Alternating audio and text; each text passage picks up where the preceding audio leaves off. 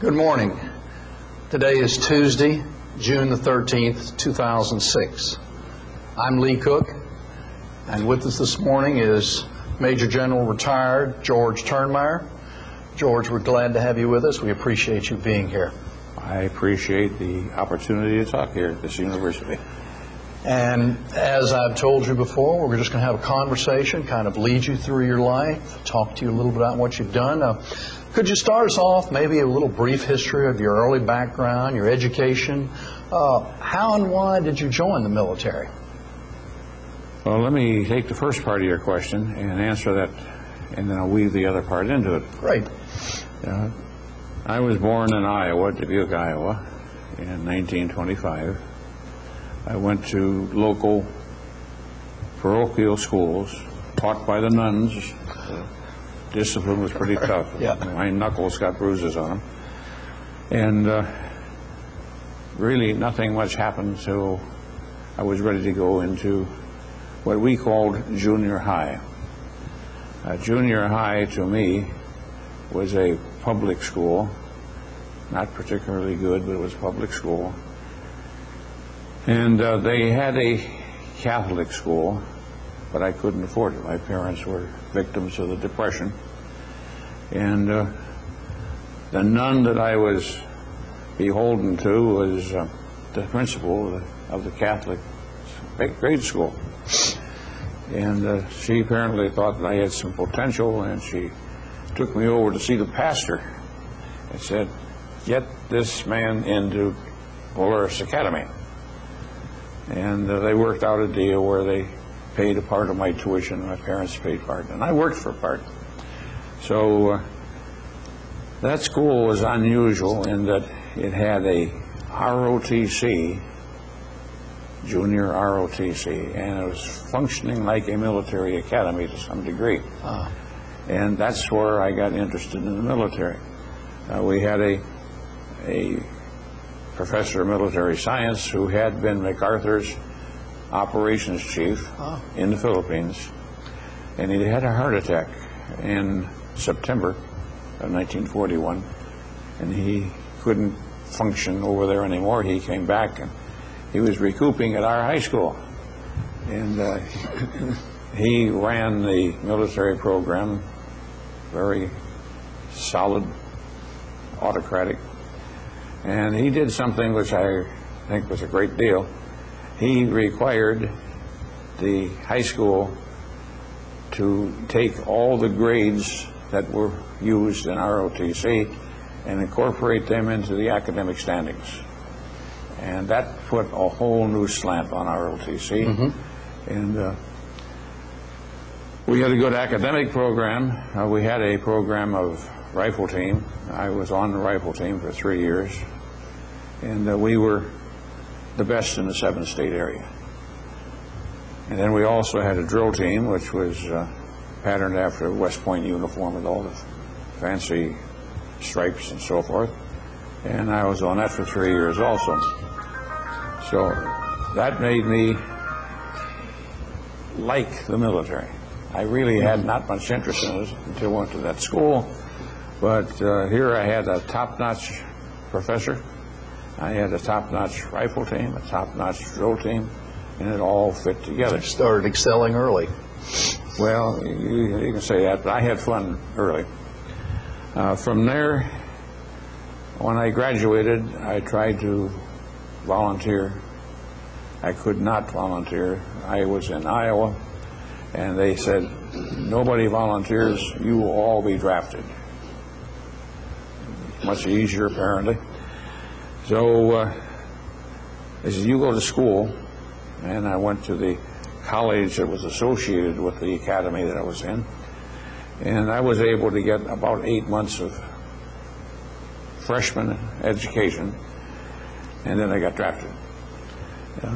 When I got drafted, I was interviewed by a sergeant, and he said, "What are you studying?" I said, "Pre-engineering." He said, "Good, now you're an engineer, combat engineer."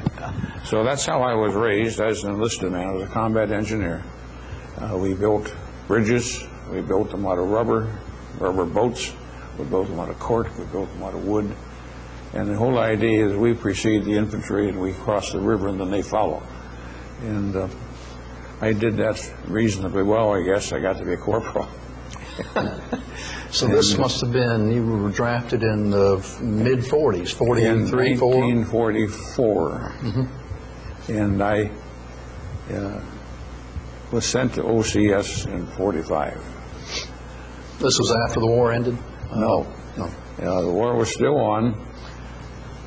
I was entered into the OCS program in July of 45. And of course, it was over in Germany, but not over in Japan. And we had a completion date of November. And the question is, what happens to me?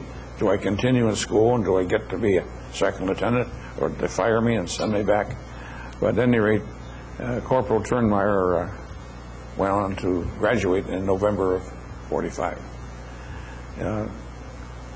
They didn't know, I don't think, too much what to do with me, because the war is now totally over. But they let me finish, and then they put me into a cadre program where I was a semi-permanent part of a training program that took new draftees and brought them up into the ranks.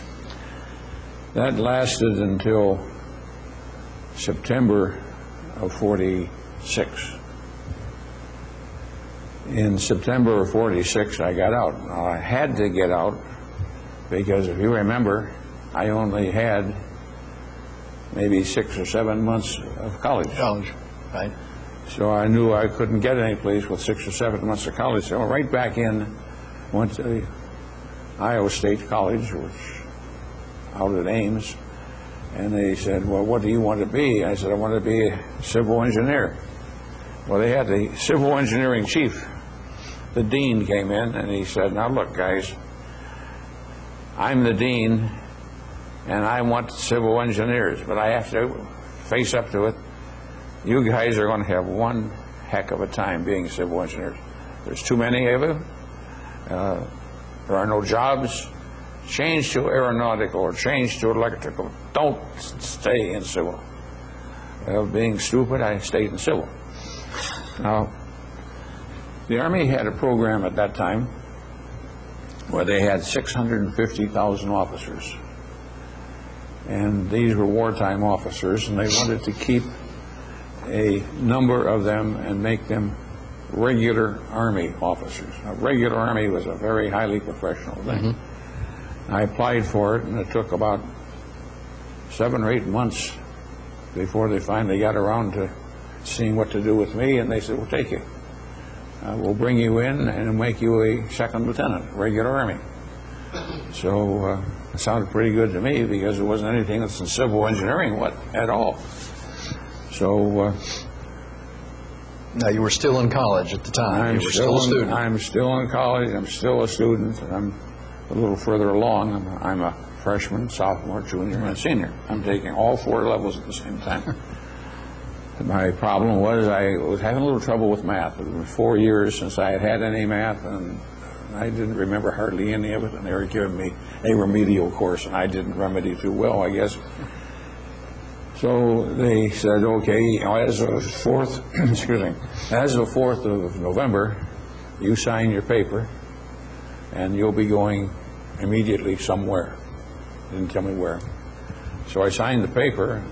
My wife, of a week later, and I got married and were waiting for orders. And it took over 30 days before the orders came. They were just sitting there getting paid. But when the orders came, I was sent to the Philippine Islands. She could not go with me. But later on, I brought her over at my expense. And in the job that I had, it was interesting. In one of my jobs, I had a company of Filipino scouts. These were all Filipinos. They were all either former scouts or new scouts. But it was a lot of fun to have that outfit. And I learned a lot about being with troops. And as we continued through the Philippine tour, which was going to last 2 years, I got to be involved in logistics. And we, where I was, were the turn-in point for all of the equipment that was left over from World War II in the Pacific. We were called the turn-in point. What to do with it in the Philippines?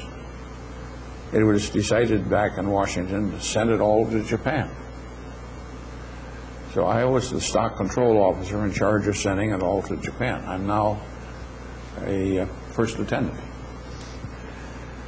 And we sent it out. We had a goal, 300 truckloads a day. Wow. And we made it. It was very fortunate that we made it, because eventually, when the Korean fracas started, we had a lot of stuff in Japan. Right there. So in the Philippines was a good assignment. We were in the middle of the Huck Revolution at the time. Yeah. We were sometimes we were shot at, but basically they didn't bother Americans. So my wife and I had a good time.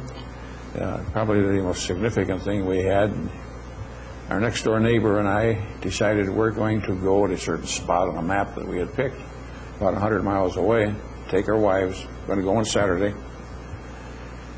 And we're ready to go, and Saturday comes and my buddy has tonsillitis. So we cancel the trip. Next day, the Manila paper says, 2 Americans beheaded at the very spot we were going to go to. Oh. So that was probably the highlight of the whole trip. It didn't happen. But we came back from the Philippines. I reported for duty at Benicia, California in April of 1950. Now, the Korean War started in June of 1950, and I'm the coldest person in the whole Army. They have a very strict policy. You rotate according to your last tour. And my last tour was only over with by a month. So I had no function with the Korean situation. And I was, again, in logistics at Benicia for a year. Had a good job, had a lot of fun. But the following year, 1951, the Army had a program which was just for ordnance officers. And I was an ordnance officer. They said, all of you who are not engineers are going to become pseudo-engineers. What does that mean? Well, you'll find out. You show up here on Monday morning, and you'll find out. I showed up on Monday morning, and the professor from BRL, Ballistics Research Lab, said, well, good morning, gentlemen. Today we're going to review calculus. We're going to review calculus for 4 weeks. Then we're going to go into differential equations, and that'll keep you busy for a while. So that went for 2 hours. The next guy comes in and they said, gentlemen, we're going to review thermodynamics today. We'll be working on that for about 4 weeks. The next guy comes up and he says, I'm your statistics instructor, and we're going to review statistics. Here's a guy who hadn't had any of those things. And as I say, I sweat blood. This thing went for 9 months. In the electronic side, we had 180 classroom hours of electronics. The whole idea was to expose us to the concept of engineering. And it was a good thing. We got to know what engineers did. We got to know what the terms were and who was an engineer and how to work with them and stuff like that. So at the end of the 47 weeks, I graduate. I don't have an assignment. I'm going across the podium on graduation. I shake hands with the commanding general, and he said, "Turnmeyer, where are you going?" I said, "I have no idea." He said, "You don't have any orders yet?" "No, sir." He said, "Call my office in an hour." So I did, and he said, "You're going to stay here at Aberdeen. You're going to have a utilization assignment. You're going to be in the development and proof services on the proving ground. You're going to be working with engineers." So for 3 years, I worked with engineers. That's what I did in terms of working with engineers. But at night, 3 nights a week for 3 years, I went to the University of Maryland. I graduated. Finish your degree. I graduated from the University of Maryland. I got a degree. I was always on the dean's list, so I had a pretty good background. There was another program that... What was the degree in? Was it in engineering, or was it... No, it was in military science, which really was political science with a little military on it. Our professors were top-notch people, the regular cream of the crop out of College Park were our professors. Mm-hmm.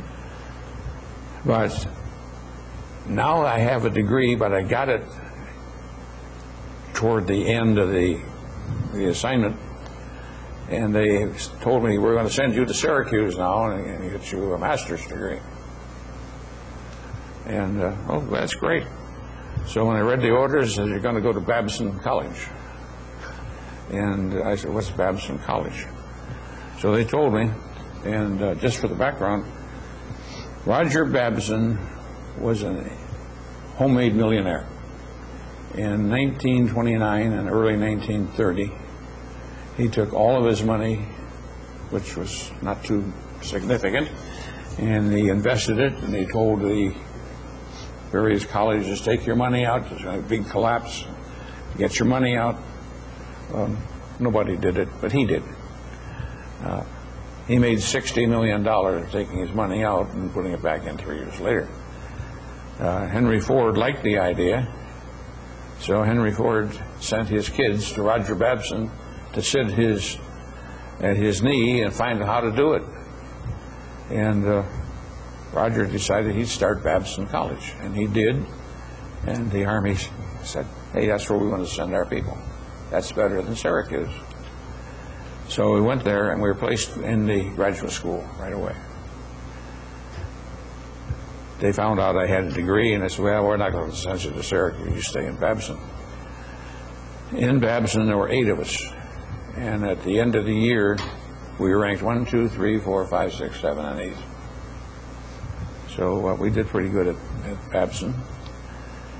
Finished Babson, and they sent me over to Europe. So at this particular time, that's my education. At that time, that's my background. I'm just one of the guys at this particular time. At Babson, I'm pretty proud of my grades. I was a 3.96. I got 1 B. Made a B. Made a B. But when I went over to Europe, they thought that Babson was a controller school, which really was Syracuse, and they made me a controller. I was the controller of a budget of $360 million, and I did the things that controllers do. But the real breakthrough came at the middle, I suppose, or toward the end of my second year. I came up with an idea of financial management. It seemed good to me, and so I did it. And now it's about 2 months later, and I get some visitors. I got one from Ordnance Corps, I got one from the Army, I got one from DOD, I got one from Bureau of the Budget, and they all want to know, "What in the world are you doing? You are lousing up the national budget." So they stayed for 3 days trying to find what I had done that was wrong. At the end of the 3 days, they said, "We never expected anybody would ever do what you did. It was not something we anticipated. It is not wrong. It is legal. But if you ever do it again, you'll be talking soprano for the rest of your life." So that got the attention of the Ordnance Corps, and they said, we want to bring you any place you want to go in the U.S. Army. I picked Detroit because I like tanks. And I waited, and about a week later the orders came through. You're going to go to the Pentagon, you're going to go to the Army staff. Now that's highly unusual because I'm just a major at this time. But they had tacked me as being a hotshot in finance. So I go to the Army staff, and I'm on the logistics part of the staff. I'm just an action officer. But I'm in the big leagues now. I got letters from the branch management saying, welcome to the big leagues, you're in. I thought that was pretty good. I had been in the Army staff maybe 2 months, and it was time to go to Command and General Staff College. Now, Command and General Staff College in the Army is make or break. If you're going to go any further, you got to go there. If you don't do it, you're done. You fool around for a few more years because you're done. And my boss, who got the nomination, said, you can't go. We need you. Too bad, right? You can't go. Too badly. My immediate boss was a lieutenant colonel. And he says, I never went to CNGS, and it hurt me for all the rest of my life. You let this guy go, I'll do his work while he's there at school. So I went to CNGS. This was a hot shot course. I'm not an ordnance officer anymore. I'm a generality to the Ordnance Corps. And I'm competing now with all the other branches. I graduated from there. I was in the top 10% of all the people. So I'm feeling pretty good about that. And I was given another assignment about 2 years later to go to a military-wide Command and General Staff College, where we learned what do the Marines do, and how do you work with Marines, what do the Air Force do. And the way the thing was run, we Army people became the faculty, and we taught the other people what the Army does. The Navy people taught what the Navy does. But that allowed us to see how the other services work. So now I'm sitting in a position where not only do I have interface with Army, I have interface with everybody else. So they now decide it's time that you get a battalion. Now, battalion is the make or break next step up. I went to the 7th Infantry Division in Korea, and I was on the DMZ. That's where the thing was, and did pretty well there. I came back, and as I'm checking in to the personnel office, congratulations. For what? You are now going to go to the Industrial College of the Armed Forces. Now, that is graduate level by any circumstance. What am I going to specialize in? I have to decide. Well, I picked oil, steel, and explosives. And that was pretty good stuff. We went to Pittsburgh, and I learned about steel sitting here talking to Roger Blau. He was chairman of the board. Mm-hmm. In rubber, same situation. Oil, we went to spend a week in an oil refinery learning how it was done and learning the market things. And it was interesting. These people were talking to us as if we were part of their organization. They told us what was going to happen to steel in America. Then I had another area of specialization, still in this industrial college, ICAP we called it, Industrial College Armed Forces. You have to specialize in an area. Well, I picked out Pakistan and India. And got to know those areas pretty well. I thought, now I'm an area specialist as well as an industry specialist. they liked the idea that I was involved in oil. So now I get a man named General Goodpaster. Goodpaster has 4 stars. He's the oil man for the Army. And he tells us why we're having trouble with oil. And the national policy is you don't mine or you don't dig out your oil, you buy it. You keep the United States oil in the ground. We may need it someday. We only have 8% of the world's oil. So you got this kind of a slant. So now I'm coming out of ICAF, and they say, you are now going to go to the Joint Chiefs of Staff.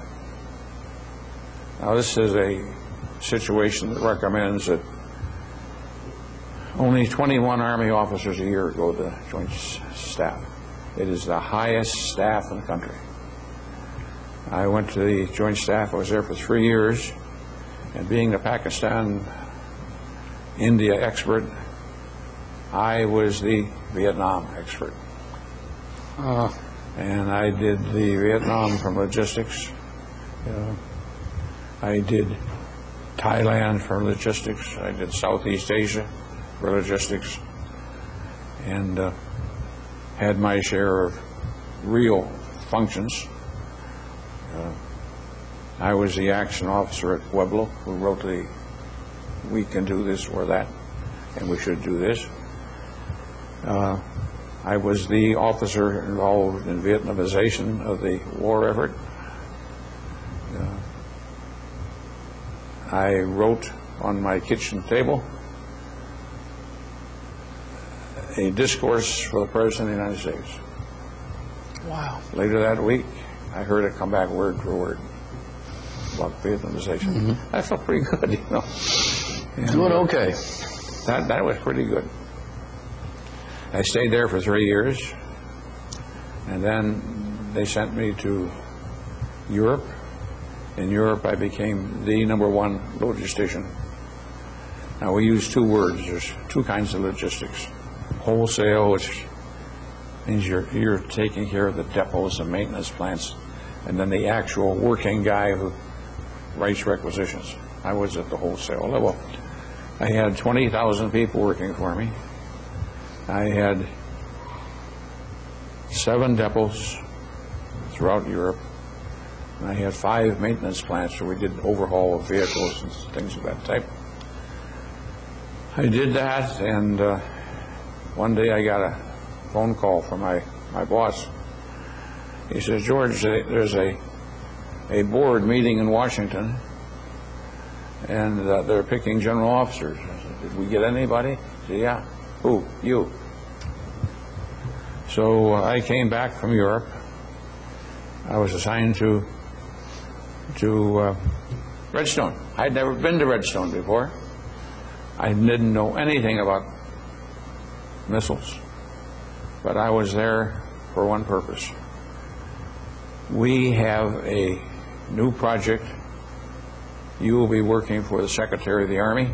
You just live at Redstone, and your job is to complete this project. It's a $1 billion project. You're building the Lance missile. You finish the building of it. You make a non-nuclear warhead. You make a nuclear warhead, and you deploy 17 battalions overseas. That's all you got to do. When was this? When you? This is how 19. Holy Moses.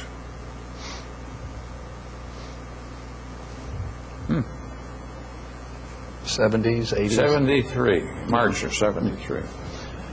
I get promoted the day I arrive here, and I'm getting this missile on target. Everything's doing fine. And the Secretary of the Army comes down, and he has a question which he asks me. He says, "Can you deploy a battalion of this to a certain place?" "Yes, I can." "How long will it take you to get it on the ground at that place?" I said, 30 days. Okay, you take that star off your shoulder, you put it on a table, and ask the question again, now how long will it take you? If you can't do it in 30 days, I'll take it back. 30 days. So we did it in 30 days. The next thing that happens, we have a major problem. We had one fail, and White Sands. And I come up with a recovery plan. I take it up the tape. I'm talking now to a lieutenant general, 3 stars. I brief him. He doesn't say anything. Briefing's over. He says, I want you back here next week, same place, same time, same briefing. I want to hear it again. So the next week I come back, and there's a room just full of 3-star generals. This is the whole Army staff. He said, give the briefing. I gave the briefing. He said, to assembled Mulder said, all right, Turnmeyer said he can do it. What do we do? One of those 3 stars I had worked for. And I was well thought of, and he said, if he said he'd do it, let him do it. Give him a chance. So the guy I was working with, okay, you do it. But you have to get 23 straight successes in test. This is with a missile that has a reliability of 90%. Now, statistically, it can't be done. We did it. I got 2 stars for that. Yeah. So I continued, now no longer a project manager, now I'm the deputy commander of the Missile Command. And then in 1975 I become the commander. And things are pretty sporty, but it's a good assignment. I enjoyed it. I retired in 75. Now that sort of brings us to another home. Well, man, before we go on, you obviously were unqualified success all the way through your military career. Was there any reason that you could have gone on, or you decided it was time to get out? I decided it was time. There is a situation that existed in the Army at that time. You were under 2 categories. Every officer who was a regular officer was under one promotion system. Everyone who was a reserve officer was under another one. Well, I was carried both as regular and reserve. That's just the way it's done. Now, the promotions were different. Not many made regular Army promotions. I was promoted to regular Army Major General. So I'm in, and that gives me 5 more years. And it's time now to go someplace. Where they wanted to send me was back to Washington. I hadn't given you all the details, but I've been in Washington off and on for 9 years. My financial situation was such I couldn't afford it. I was getting tired of Washington. The job I was to get was the Deputy Chief of Staff for Logistics for the whole Army. I mean, I had to go to Congress on a daily basis. I had to take that whipping by those congressional. I think I understand. And the way it's set up is I would come in at 4:30 in the morning, and there would be 5 full colonels. And their job was to brief me on the things, the silly things that were asked the day before that no one would know the answer to. So they would research them. Now I get the answer. I go back with today's news plus answering to all the questions. They see me at about 8 o'clock. I get to talk to somebody about noon. They finish talking to me at about 4. Now I got a bunch of questions I can't answer. So I come back to the Pentagon, and there are these 5 full colonels. What do you need, boss? And I said, what do I need? They go to work, and they work all night, so they can talk to me at 4:30. At 4:30, yeah. That's on a daily basis. It gets old, doesn't it? And I said, no, I won't do that. Huntsville's gain. I still got it. Huntsville's gain. A good drawing card. So I retired. I had 4.5 years I could have gone, but I gave up the 4.5 years. The decision I made was not unusual. My previous boss had 2 stars, and they offered him 1 more to go to Washington, and he said, why? I don't get any more money. They capped our pay. We didn't get any more money for I see. another job. He didn't even have a parking place where he was going to work. He said, where I am up here at Detroit, I'm my own boss. I'm doing what I want. I love it.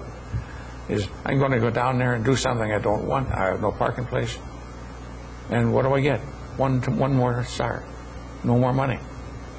So I won't take it, which was, in a sense, what I did too. Mm-hmm. So now we enter into another phase. I'm available to do other things. But since I was the commanding general of the Missile Command, I signed every contract. In those days, you can't work with anyone with whom you signed a contract. For like 2 years or something like that. 2 years. Yeah, 2 years. It's not that way now, but that's the way it was. So I went to work for the University Foundation. Olin King and I together came up with a program. We're going to bring the engineering buildings that belong to IBM, we're going to bring them here. We had a very neat package. It cost us $5.6 million. IBM was going to sell us their building within that 5-6 and then rent it back from us. The large high bay building later became one of the biggies here in town. They made the Tomahawk missiles. Olin King was going to buy that, and he's going to pay X amount. And then the university was going to buy the other buildings. And we got a pretty good deal. We went down to Tuscaloosa. We had the whole team down there, the chancellor and all the rest of them. And they said no. Why? We needed $100,000 we couldn't come up with. All we needed from the system was $100,000. They said no. It was obvious they didn't want us to do what we were doing. It was not the money. So we took a whipping on that. That was in the 75, 77 time frame there. This is now 78. Okay. Yeah. We had it, and we would have had it for $5.6 million. Never heard that story. Well, it's for real. And about 3 years later, the university paid $9 million for an engineering building. We had 2 of them. We couldn't have gotten for. Very interesting. At any rate, that was that. And a few years later, I guess it was 1979, I had in the meantime done other work for the foundation. But I get called for a Friday afternoon meeting. There's a guy named Elmer Anderson there. And he's there with, it was Tom Thrasher from the board, a few others. And they came up with an idea, let's have co-op. I didn't know what co-op was. So as they're explaining how it works and so on, it sounds pretty good to me. They said, would you be willing to become our co-op person? Sure, why not? You know, it was a new thing. So the next Monday I started and was horrified at the co-op program we had. People were on probation of our co-ops. Yep. There were no standards. There was no follow. It was a runt program. So in about a month, I doubled it. In a year, I quadrupled it. And we got to the point where I couldn't make it any bigger. There were no students left who met my requirement. And no one told me what the requirement was. I made it myself. The Dean of Engineering at that time was Dr. Humani. And he worried about it. In those days, 3 was top line. They didn't have a 4 scale. Right. I said, I won't take anyone who's not a 2. You got to be 2. Oh, George, I don't know if you can do that. Well, that's what I'm going to do. I looked at the co-op as a rewarding program. For those who were good enough to have good grades, that's their reward. If you weren't that good, you stayed in school and got good, or you didn't job. And we got into the 420s to 440s. But that's as far as we could go. And we made the best program in the Southeast, in my estimation. But our co-ops consistently won the National Co-op of the Year. And we had a program which I was very, very pleased with. And the university was too. And I stayed there until I hit retirement age, and then I retired. And since I retired, I've been doing other things. And I'll talk to you about other things. Absolutely. We certainly want to know about that, because I personally know about that accomplishment. All right, you retired, we're talking what, 90, 89, 90? 90. Yes. 90. Okay, so... I had been a co-op director for about most of 12 years. And as I recall, you trained your assistant director, who became director, and she still is the director there. And they do run a top-notch program there. I know from personal experience dealing with these co-ops. Let me go back to the co-op program for just a bit. I was not just the co-op director. I was on the executive committee. Most people didn't know that. And I was able to put my mouth out once in a while. And at one meeting, I fussed up a mighty storm. So I was the commanding general of Redstone Arsenal. Nobody came out to see me. Said, what can the university do for you? I had $21 million worth of money. We called it SAM money. You know what SAM money is? No, I don't know what SAM is. Screwing around money. I could put that money any place. The university never asked for it. They constantly went down to NASA. You had a $3 million research program at that time, and I had $21 million. And I could put it anywhere, and I did, because the university didn't work on it. But another story I didn't know. There we are. At any rate, now I'm out. I'm a civilian, and I like being a civilian. But there were some things that had to be done. One thing, when I was on the Arsenal, I had done a lot of building. I built a hospital, I built a huge chapel complex. Did the Fox Army Hospital? I did not know that. Yeah, I built a PX, I built a commissary. All of this without going to the real money. I knew where the pockets of money were, and I got into the pockets. That financial background helped you a lot, didn't it? It did.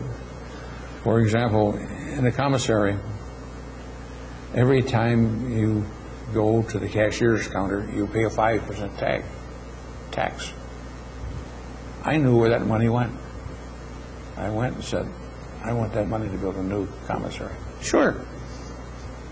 And the PX, a guy I'd worked with on the Army staff, or on joint staff, he's now in charge of the PX worldwide. And he is in trouble. He was working at this particular time for the boss of Europe, 4-star. And the boss pounds the table and says, I want more stock in your PXs. So the guy simply pushed the button and said, I want 2 orders of everything. And it came. It came in Sealand containers. He had 500 Sealand containers at the port, and they're all in demurrage. Now he's paying a mint. His career is on the line. I'm closing depots. I give him a whole depot. If you ever need anything, let me know. I let him know I needed a PX. I got it. No questions asked. But those are some side issues, I guess. Now I want to talk about the chapel. I built the chapel. It just had ordinary windows. And the chaplain said, I would like to have stained glass windows in this chapel. Well, why not? There's no money, that's what. Well, why not? I don't know how to get money. Well, let's try it. So I got a little board of people. I had about 5 people. We were working, how do we get the money? And we came up with several ideas, and they all worked. And I got about $500,000 of contributions. And we put in the stained glass windows. We got artists up in Nashville who had no business at all, but he was a good artist. He was good at stained glass, and he drew up what they would look like. He called them cartoons. And now we have to decide, well, what's the theme? Well, I decided that's a military chapel. And what's better than George Washington at Valley Forge? So that became the centerpiece, the main entrance as you come in. And we paid $60,000 for that window. Well, what do we do with the other windows? Well, one of the chaplains came up and said, there were many ideas, but this chaplain said, America the Beautiful, that song. Bingo, it hit just like that. Oh, beautiful for spacious skies, window number 1, amber waves of grain, window number 2. And it went right down, and we had 14 windows. And what we did, we asked people to contribute, but we also sold the windows for $4,000 because the guy was hungry. We really sold them for $3,000, but we put a $1,000 safety glass on the outside. We got all the money we needed. We built it. And as a result, the Post got $1 million to do anything they wanted with. SAM money again. More money. So from there, it's now 1989, and the tornado comes. I belong to Holy Spirit Church, and it wiped out all the walls, all the insides, but the roof stayed. And I went to see the chaplain. There's a Monsignor Sexton, and I had a buddy with me who was a controller. Remember, I'm a controller way back there. This guy's the controller of NASA. And we went to see the pastor, and we said, we'll put this thing back together for you on one condition. What's that? We report only to you. No board, no committee, no nothing. All right. So we did. And we spent, all told, about $9 million putting it back together. And we did it on time, and that was a good one. Now, about that time... Getting a little practice for something I know you're going to talk about. It's now about 1993. And I'm at a cocktail party with some people, and we're talking about the benefit program that the Army has. And the benefit program that the Army has is not as good as the program that NASA has. It's much less. But they kept taking it away. For example, I paid for my wife, and she worked. We both put money into the Social Security program. We also had a program that when I go someplace, there's a fund of money that'll take care of her. And I pay like $500 a month for that. Well, when She became 62. They said, well, you know, you can't have all that money. You're going to have a Social Security offset. What's that? Well, that thing you're paying $500 a month for, we're not going to change your tariff, but we're going to apply your Social Security to that. Therefore, what you get from the program that you're paying for, you don't get it anymore. And this is going on. You guys, you don't have that offset. See, here we are, two things, two organizations, same base, we know each other. They treat us different. And there are many, many cases like that where we were being treated differently. So now here's this group that's at a cocktail party. There's four of us who are sitting in the corner saying, how are we going to take care of our families? We can't control what the government's doing. They're taking away. What do we do? And one guy, this is Lee James, who we talked about last week. So why don't we build a place that we will own that will take care of our families, our wives, while we're all healthy. And as we start going down tubes, we'll go down into assisted living, and when it gets to really be tough, we'll take it down to skilled nursing. Why don't we do that? Bingo. We had the idea. So about the next day, we got a bunch of people, about 20 together. And here's what we want to do. They all thought it was a good idea. So, well, first thing we've got to do is get legal. So we got to get the board of directors. So right then and there, we said, we're going to apply for the board of directors. We got a lawyer. And within a week, we had our board of directors, and we had all of our necessary legal documents, and we started going to do this. Well, it's now a week later, and the board of some 20 people, that's too many people. We'll now bring it down. Let's have some, who's going to be in charge? There were many people who could be in charge, and there were some problems that we ended up, George got to be in charge. And I had Fiorentino as my backup man. I had Lee James as the vice president.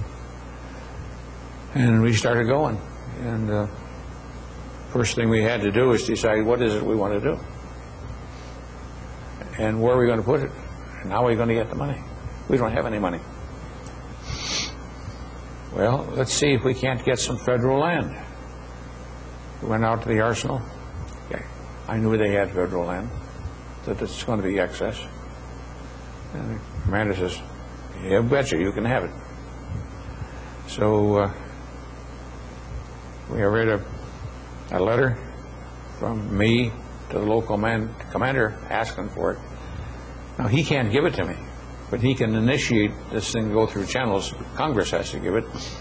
And we said, we will pay whatever is the market price. And at Christmas, this thing hit the 4-star level, and they approved it. Now we got Congress to approve it. And now Senator Heflin moves in. And he said, you know, you guys, that's just a wonderful idea.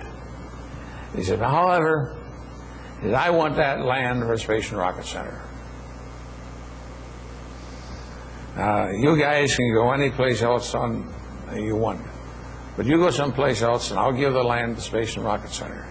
That's not what we want to do. So we got into a Donnybrook. He very tactfully, shall I say, fought us tooth and nail.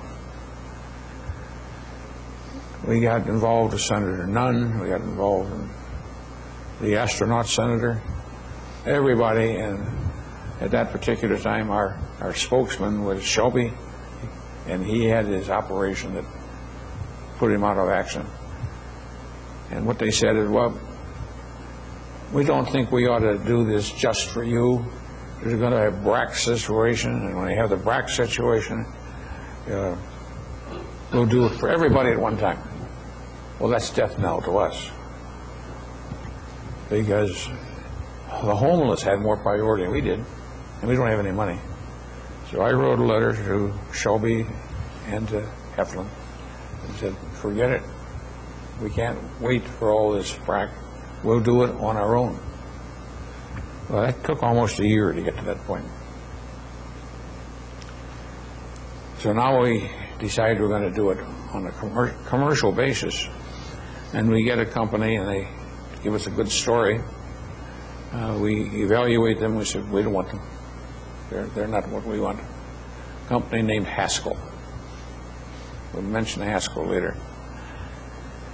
So now we don't have anybody, but I go to Brown and Root. Brown and Root has a vice president in charge of building, and he thinks it's wonderful.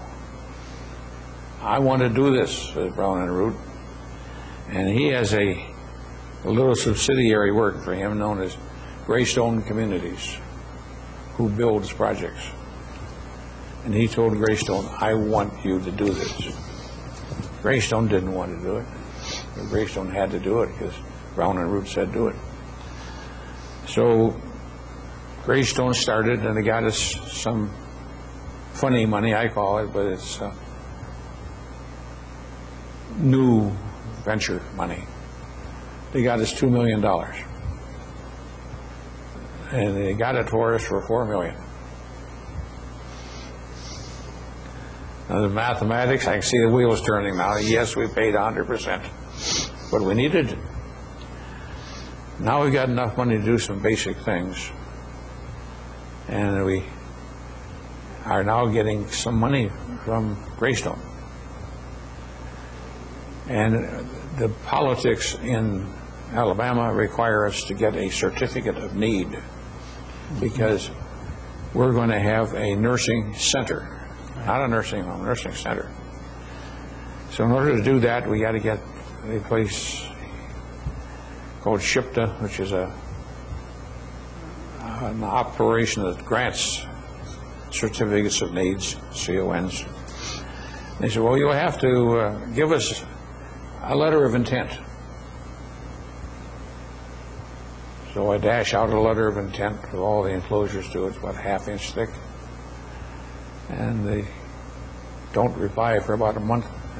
Then I get a message, hey, we gave you the wrong information. Here's the new information. We need a new letter of intent.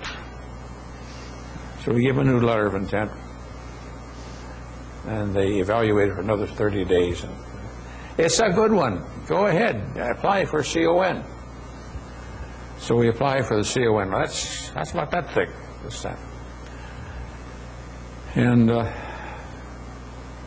they evaluate our request for CON, and they say, that looks pretty good. What you have to do, you have to go before the administrative law judge. Who's that? What do they do? They look to see if your file is all right.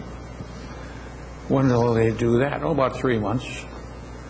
So we go before the administrative law judge. This is, I'm now the defendant. I'm in court. There's a judge sitting up there with the gavel and all the rest of that nonsense. And there's the other people who want a CON. There's 3 of us now. And for 2 full days, 8 hours a day, we argue back and forth. And the arguments are taking place. The other 2 contenders are using lawyers. I'm using me at this particular time. The lawyer said, what are you going to do when you're full? Oh, that's good, says I. And now you get one of your people wants to get in. What do you do? Well, I had never thought of what that was, you know. Well, I guess we'll have to go someplace else and rent a space in somebody else's project. Ho, ho, ho. Anyhow, after 4 days of arguing, the law judge says, I will evaluate this. It's a woman. I will evaluate this, and I'll let you know how long it will take. Oh, probably a month or so. So a month later it comes by, and she evaluates it and says, yeah, I think you meet all the requirements. You can now go and actually apply for a CON. All this is clear. When do I apply? Well, the board won't meet until June. You'll be on the September meeting. So in the September meeting, we go down, and we're in a big room, and there's a big table, and there are 11 guys sitting up there with the power to say yes or no. And I make a pitch, and I get shut off. I'm shut off by a guy with a big smile. I can't figure why he's got a big smile and he's shutting me off. I'd only talked for about 20 minutes. Then listens to the other guys. And he said, now here's what I want to do. I've discussed it with the board. We're going to approve of everybody's CON. So instead of just having one for Turnmeyer, we'll have one for this guy and this guy too. Great. We're there, we're congratulating each other. And the number one guy said, oh, wait a minute, I don't know if we can do that. It says Turnmeyer only wants 40 beds. Yeah? We say you've got to have 50. Turnmeyer, can you use 50? Yes, I can use 50. Okay, it's approved. Everybody gets what they asked for. We break up, we walk out, and we are instantly approached, we'll buy your CON. There is another organization that wants to buy it. It's illegal, you can't buy it. So we said, no, we're not going to sell it. Well, we'll see you in court. First thing we want, you got to go to the fair hearing officer and make sure that what the state did was correct. So we go to another hearing, and the guy says, yeah, it's correct. What they did is correct. All right. We will now sue the state of Alabama. This is another guy. Why? They made a mistake. Now we're suing the state of Alabama, and they gave it to Turnmeyer. Turnmeyer can't build. His CON is worthless. So it turns out there are not just the three of us looking for CON. Now there's 5 who are dead-ended for 4 years. And they're the ones who are suing us now. So now the 8 of us are looking for CONs. The only way you can solve that has to go to the Supreme Court. So we go to the Supreme Court, and we wait, and we wait, and we wait.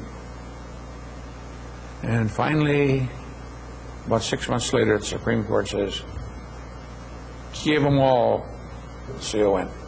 Well, this exceeds what the state had authorized. So now they have an argument with themselves. But they decide, no, the Supreme Court says give them all. So now you've got 8 people. And remember I told you about Haskell? Yes. Haskell shows up and says, we are representing an organization called Carlton Code. And we fired him. And we know where one of these 8 guys is, and he's got a CON, so we're going to buy the CON. The state had never anticipated that anyone would buy the CON. They said, you can't buy it, but you can buy a company that has it. So they bought it. So they got a head start on us. They didn't go through all the stuff we did. So we got our final approval in November of 99. And we don't have any money. So now we have to get money. All we have is $2 million. So we open up to Wall Street now. we need money to build. How much do you need? $50 million. I have no collateral. I'm just talking, that's all I can do. Okay, well, let's see what we can do. Well, we worked with 3 organizations on Wall Street, and they all could do it, they said, and we picked the one we wanted. And it's now a year later, and they're ready to give us the money. And their board of directors has a reversal. We've decided we do not want to participate in this type of thing anymore. Now we have no money again. So one little guy who was the least likely one said, I'll do it. And he, in 7 working days, put together a package of $55 million. And I went down to Montgomery, and I signed papers for 4 hours. All the lawyers had papers. And we got our money. We didn't get the money. We had a line of credit. Yeah. So now we get the contractor who we had hoping we'd get the contract, and we get him to break the ground, and we start to build. And it took him 3.5 years to build what he said he could do in 3. But last, in November of '94, I was able to move in as one of the first 3 to move in. As of today, it's almost totally full. We've got over 300 people in there. We're paying all of our debts, and I would say, in the black. We still have that big debt back there, but we're making all the payments on time. So we think we're in tall clover. We're doing good. I have no special interest in anything anymore. I go down and eat once a day, and the rest of the time I goof off. So I am now unemployed. Indulge your hobby of trains. Yep. And so now that is a study in endurance and patience. That is frustrating just to listen to it, to have had to live it. Nothing else to do. Nothing comes easy in Alabama. It just became a thing that I wanted to do it because I was angry with these people who were against us.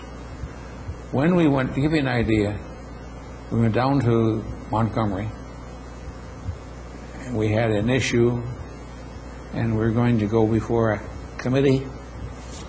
But first we had to go before a subcommittee. We went before the subcommittee, and there were 17 members, and 15 said, we will support you.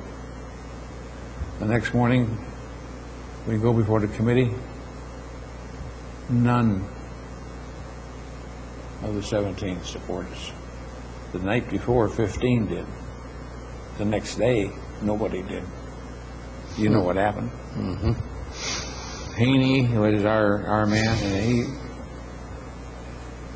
he was absolutely livid. His face, you know, he's a big Irishman. His face was, I've never seen a man with his face so red. He had been done in. And this is the nursing home lobby that didn't want us to get it. But you had a nursing home lobby, you had this, you had that. But everybody was against us. And the city was uncooperative. Didn't cooperate. I'm surprised at that. Loretta Spencer signed the letter saying she would endorse this project. That's the last thing she did for us. But the city does not have a master plan for helping developers. You, the developer, have to work with each organization independently. And we would get things solved here, and we work over here, and then this one changes. It was like, it was a mess. So finally I got a hold of Sandra Moon. And I said, will you come to a meeting and just sit there? She knew what I was talking about. She came to a meeting. I had all the biggies from downtown, all the biggies. And Sandra said, I just want to hear what's going to go on, and I support this project. She never said another word. I said, here's what I want. I want each of you to be working to do this by a certain time. I don't want to work with your individual people. I want to work with you. And I want to schedule like A, B, C, D, and we want to all commit to that.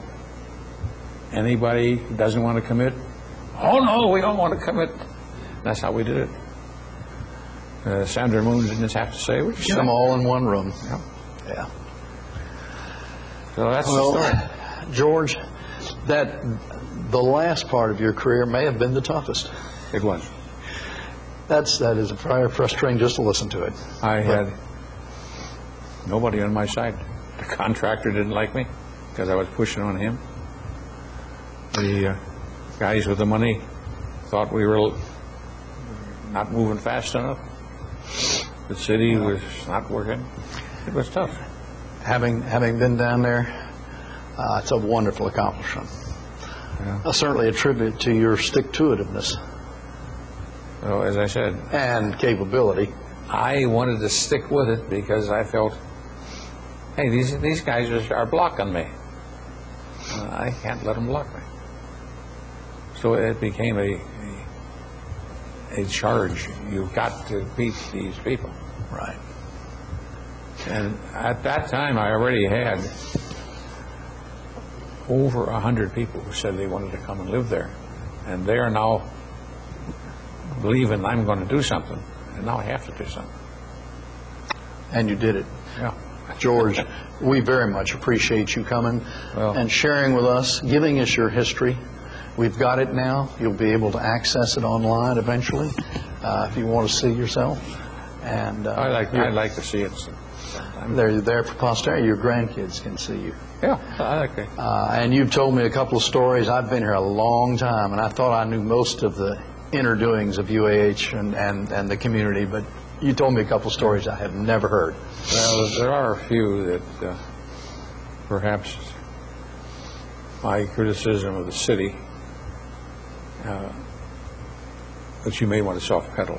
Oh, but it's true. But I love the SAM, and that. Well, I can't think of a single excuse why someone didn't come out and. What can we do for you?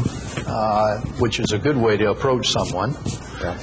Well, eventually, just before I left, Joe Dollar came out by himself, nobody else. Yeah. George, anything we can do for you? Joe, it's too late. Yeah. My budget is in. Yeah. But Joe was a good man. Very good. Very good. Ed Hammy was a good man. Mm-hmm. I guess he still is. So. But he supported the co-op program. And we had difficulty. It had to be an academic program. It was, and I have heard repeatedly from my friends in the community and in Research Park how highly they think of our co-ops. Right. So, as always, everything you did turned to gold. I had through a lot of hard work. I had a session